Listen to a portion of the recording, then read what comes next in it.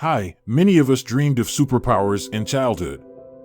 For Oscar, this is a reality from birth. He does not experience the attraction of the earth and can literally float in the air, but as the history of a person without gravity will show, it is not so easy to properly dispose of this gift. In the night and through the bad weather, a mother takes her daughter Natalia to the hospital. The girl is about to give birth. The nurse on duty helps the baby to be born. Still connected by an umbilical cord with his mother, Oscar hovers in the air in front of the astonished women. Natalia gently puts the miracle baby on her chest and tells his grandmother that she gave birth to an angel. A woman escapes with a newborn from the hospital so that no one finds out about the flying baby. At home, Natalia's mother closes the blinds and shutters of the windows and tells her daughter that Oscar will never go outside. In the morning, stunned women see a child sleeping under the ceiling, hanging there like a balloon. Natalia's mother believes that the flying grandson was sent to her by God as a curse for her daughter's dissolute life. The old lady is afraid of gossip that will spread around the city if someone finds out about Oscar's ability. Oh, there are already people who want to see the newborn. The four main gossips of the city have been hurrying to visit them since early morning. The old lady good-naturedly lets them into the house, but does not allow them to take the child in their arms, under the pretext that the doctor strictly forbade it. In fact, the boy was secured in the crib with a belt. Quickly getting rid of annoying guests, women are engaged in home improvement.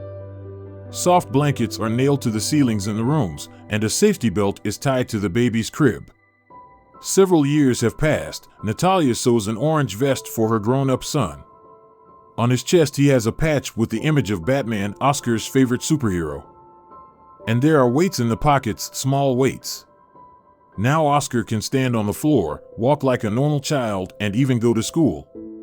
But a nervous grandmother forbids her grandson to even think about it and promises to teach the boy at home. In addition, she boards up the windows so that Oscar does not go out on his own. Natalia thinks it's too much. She quarrels with her mother and takes Oscar for a walk in the evening, but warns that he should not tell anyone about his superpower. After that evening, Oscar's life becomes like the childhood of a normal child.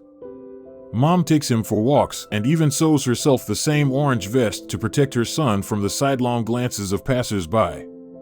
In this form, they go to the store together one day and Natalia asks Oscar to wait outside. As soon as the boy is left alone, a girl in a pink jacket, Agatha, flies out at him from around the corner.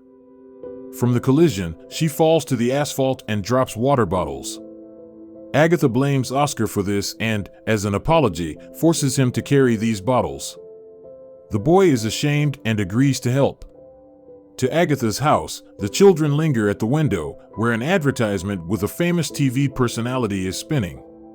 Oscar is already very tired, so he throws out weights while the girl tells him that she dreams of becoming as beautiful and successful. Near the house of a new acquaintance, Oscar realizes that only water bottles in his hands keep him on the ground, so he does not want to give them away. The girl attacks him, takes away the bottles by force, and to her surprise Oscar flies up, but Agatha is not afraid and comes to his aid. She takes out her backpack to Oscar, the weight of which helps him stay on the ground. The boy makes her swear on her little fingers that Agatha will not tell anyone about what she saw. At home, Oscar is met by his mother and scolds him for disobeying and leaving. He also enthusiastically talks about a new acquaintance and her gift, a pink backpack. Oscar and Agatha are now best friends. The boy, instead of a vest, carries her gift behind his back all the time. They watch Batman cartoons together, draw and play. And somehow they're even going to a costume party. Agatha is dressed as a princess, and Oscar is dressed up as an angel, which he is very indignant about. Seeing off the children to have fun, Natalia and Agatha's grandmother Mila talk on the threshold, and from the words of the old woman, the woman understands that Oscar told the secret of the girl. From that moment on, Natalia forbids her son's only friend to come to visit them, and they have nowhere else to see, because Oscar never went to school. Many years later, mother and son live in a house on the outskirts of the city. Grandma died and they were left alone. Oscar doesn't tell his secret to anyone else in the world. He leads the life of a hermit. Gloomy walks around the house in ridiculous pajamas, and on the ground he is still held by Agatha's pink backpack. He spends his time watching TV and reading books, an infinite number of which is littered with his room. Sometimes Oscar goes to a local bar to wait for his mother from work, drinks, and reads again. At the bar, he communicates with his friend Andre, who gives him the nickname Backpack and makes jokes about the fact that Oscar likes the barmaid. During their regular gatherings, the TV antenna breaks down. A friend calls Oscar to take a ladder and climb onto the roof, to which he replies that he flies to the roof like Batman, but immediately catches abandon and indignation in his mother's gaze and ridiculously laughs off his words. On the way home, mother and son discuss this situation. Oscar dreams that he will be shown on TV, called a legend, and even write a book about him. To this, Natalia sadly replies that the world is not as friendly as it seems to him. At home, Oscar is watching TV again. Between TV shows, ads are shown shows of extraordinary people where participants with unique talents are invited. Hope lights up in the guy's eyes. He writes down the phone number, quietly collects things in the night, takes some money, and leaves the house while his mother sleeps. The very next day, Oscar is shown on TV in an old sweater and with a backpack on his shoulders. The hero embarrassingly goes on stage to show his amazing gift. He drops his backpack and flies up to the ceiling of the studio. The eyes of thousands of viewers, including his mother, are directed at Oscar. That's all he wanted, so after the show, Oscar immediately packs up in a hotel room to go home, but there he is intercepted by Agent David and offers to promote Oscar in the world of show business. For his services, he will take a modest 10% of the fees. David immediately offers the guy the pseudonym Man Without Gravity. Oscar is asked hopefully by the agent, will they ever write a book about him? The sly man promises everything he wants and Oscar signs the contract. David settles the artist in a new luxurious 2-story house, but forbids him to transport his mother there. Allegedly, he will always have a bunch of girls at his house. From now on, the client introduces Oscar to filming for advertising, entertainment shows, and parties. Even the guy calls his mother under David's control. But very soon he becomes famous. They write about him in magazines and newspapers, post huge posters with his photo, and a pink backpack is one of the main attributes of his image. Entertainment is becoming the norm of life, and the artist no longer answers the phone when his mother calls him. At the next photo shoot in the studio where Oscar is being filmed, another agent brings a pink pony. Men talk to each other and shamelessly compare whose artist is better.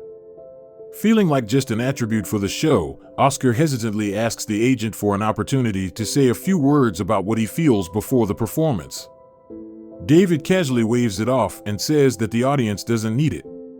In Oscar's hometown, advertisers have already opened a museum dedicated to a man without gravity and even erected a bronze monument in the courtyard. The exhibits here are children's things that actually never belonged to Oscar. After all, it is important to create an image that will be sold. The image of a child growing up without a father and brought up by an unbalanced and domineering mother. When Oscar, upset by what is happening, looks at this report, David appears with a copy of the Times magazine. On its cover there is a man without gravity. This is certainly a success, but the guy doesn't care. He is devastated and confesses to the agent that he feels like a fool. Only the dream that a book will be written about him still keeps Oscar enthusiastic. In order not to lose a client and a lot of money, David immediately organizes a meeting with a writer and a literary agent. Oscar is promised to release the book in 3 months with 1 million copies. He is pleased and takes out his manuscripts, but it turns out that he has no right to dictate the contents of the book. It will be written on his behalf, but without his participation. A scenario has already been thought out, according to which Oscar lived in poverty, starved, and constantly pulled friends out of danger. He is convinced that it is not necessary to spoil with the truth what people like. Disappointed, Oscar runs away from the meeting, at which he realized that no one is interested in his real life. It's enough for the hero that he flies. However, the contract is still valid and Oscar is forced to continue working. His mother is coming to his next show. The gloomy hero goes on stage in an angel costume. He needs to please the audience and take off, but a man without gravity refuses to do this and becomes enraged right on stage. Such an outburst can turn into a scandal and fines, and David is thinking about how to save the situation, but Oscar no longer wants to work as a laughingstock and offers his solution: to announce that he died, that a man without gravity flew away. This is what they tell about the next day in the news, and at the same time they report that the hero had no abilities and the shows were organized with the help of special effects. The threshold of Oscar's house is then beaten for a long time by brazen actors and journalists. Natalia silently closes the door in front of everyone, but after such stress, her health was greatly shaken and soon the woman died. Oscar is moving to the city center. Now he hides his identity, lives modestly in a small apartment, rides in a wheelchair, dresses like a beggar, and works as an administrator in a motel where girls of easy virtue bring their clients. At work, Oscar is treated very well. Employees give him the affectionate nickname Brownie. The boss consults with him and even asks what to give him for Christmas. A man spends a holiday at work. He checks the room keys and sees that only one is busy and decides to go up to the girl to find out if everything is in order. A pretty brunette opens the door and makes it clear to Oscar to leave. However, her attention is attracted by the pink backpack on his back. The girl leaves the room and follows Oscar down the corridor, and after catching up, she addresses him by name. Oscar is lost. He thinks the girl recognized him as a man without gravity and disowns his name, but the stranger also calls her own. It turns out that Agatha is in front of him. The next day, childhood friends go to a cafe together. Agatha says that she wanted to contact Oscar, but did not, because such a rich and famous could not remember her. In the cafe, the waiter serves Agatha very nicely, compliments her, and offers coffee with a croissant at the expense of the establishment. Oscar watches this scene jealously and wonders if his girlfriend has a boyfriend. Agatha asks the same question in response. She wonders how such a rich and famous guy does not have a girlfriend. Oscar replies to this that he fell in love only once, as a child, with his girlfriend, who is now sitting opposite. A man shows a girl his modest apartment. Agatha instantly estimates that she will not get out of poverty with Oscar and is in a hurry to leave, but he detains her, including some kind of video recording. On the disc there is a video of a famous TV presenter, whom they saw as a child in a shop window. Memories make the couple forget about their problems, and they dance carelessly, like many years ago. The following days, everyone continues to do their work. Agatha brings new clients, and Oscar gives her room keys, but they have fun together in their free time. They run through the streets of the city, go to the movies, and dance. The relationship is getting warmer. Agatha gives Oscar a new men's black backpack, and he gives her a ring with her name on it, and they spend the night together for the first time. Oscar is sure that he has a serious relationship, so the next time Agatha appears, he tries to give her a rose right in front of the client. The girl coldly ignores him and goes upstairs, but after a while she still expels the client and, in tears with her mascara unbuttoned, resorts to Oscar. She tries to prove to him and to herself that nothing will work out between them, saying that she no longer wants to live in poverty, but immediately gets tired of the words she says and apologizes. However, Oscar leaves without turning around. A man without gravity goes to the old house where he spent his childhood. He inspects the empty rooms and what remains of the museum. When suddenly someone knocks on the door, Agatha is standing on the threshold with a pink backpack in her hands, and a man smiling lets her into the house. Oscar and Agatha got married and are expecting a child, and our hero fulfilled his childhood dream. He flies like Batman. As always, you will find the title of the film in the description of the video, but for now write in the comments. Would you be able to give up your dream, or would you follow it even if you had to sacrifice your own personality? And don't forget about likes and subscriptions so that cool retellings come out more often.